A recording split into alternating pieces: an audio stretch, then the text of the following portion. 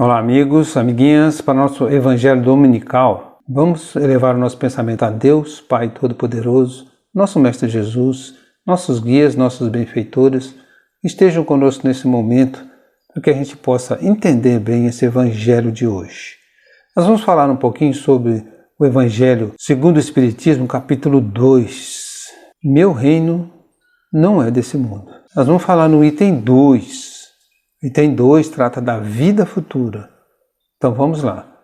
Por essas palavras, Jesus claramente se refere à vida futura. Então por essas palavras é quando Jesus disse, meu reino ainda não é desse mundo.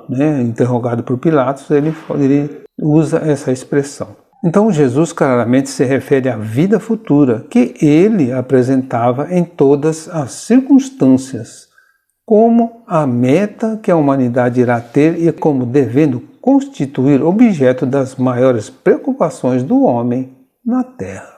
Então o homem deve preocupar-se com a vida futura. Todas as suas máximas se reportam a esse grande princípio.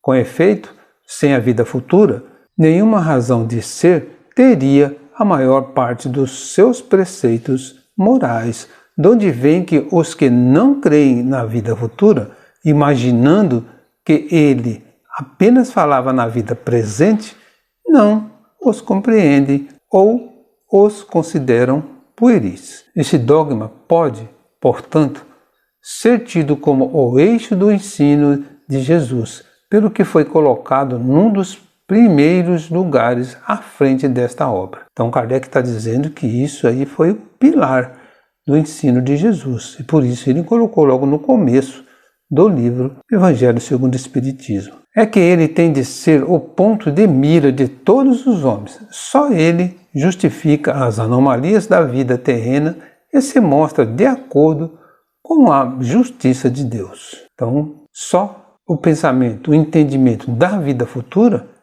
a gente consegue entender todas as anomalias da vida. E aí a gente faz uma pergunta. O que conseguimos entender com a expressão vida futura? O que quer dizer vida futura? Resposta. Uma vida que transcende os limites da existência material e continua além da morte do corpo físico. Esta vida, de natureza espiritual, tem início quando estamos na Terra, preparando o nosso amanhã pela prática constante do bem e continua por toda a eternidade. Então aí está, o que quer dizer a vida futura? É uma vida que passa dos limites da vida natural, da vida que estamos vivendo, da vida física. Concluindo, Jesus se refere à vida futura como a meta que a humanidade irá ter e como deve constituir objeto das maiores preocupações do homem na Terra. Então Jesus ele se refere à vida futura como uma meta, um ponto a ser atingido. Uma outra pergunta.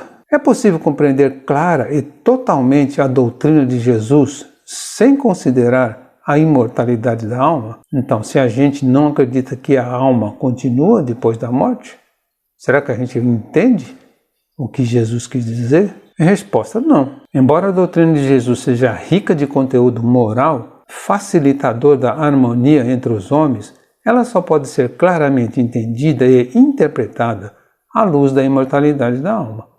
Somente este dogma pode explicar a existência de homens ditosos e infelizes, e mesmo assim assegurar a compreensão da misericórdia e justiça divina. Então, só compreendendo, só entendendo que a vida continua após a morte, é que a gente pode entender o que Jesus quis dizer.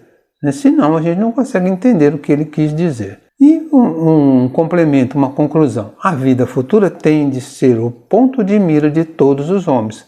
Só ela explica todas as anomalias da vida terrena e se mostra de acordo com a justiça de Deus. Então a vida futura é o ponto de mira, é a meta final.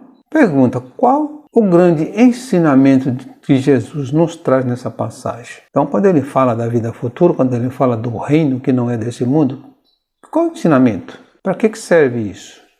É uma resposta, a certeza da vida futura, onde, de acordo com as nossas ações voltadas ao bem, teremos acesso ao reino de paz e amor por ele anunciado. E aí concluímos, o nosso futuro espiritual começa a cada dia pela prática das boas obras, do estudo e da prece, orientados pelo Evangelho de Jesus. Então, se a gente praticar as boas ações, a gente estudar, a gente usar o vigiar e orar, praticar a prece, sempre orientados pelo Evangelho de Jesus, conseguiremos atingir a vida futura.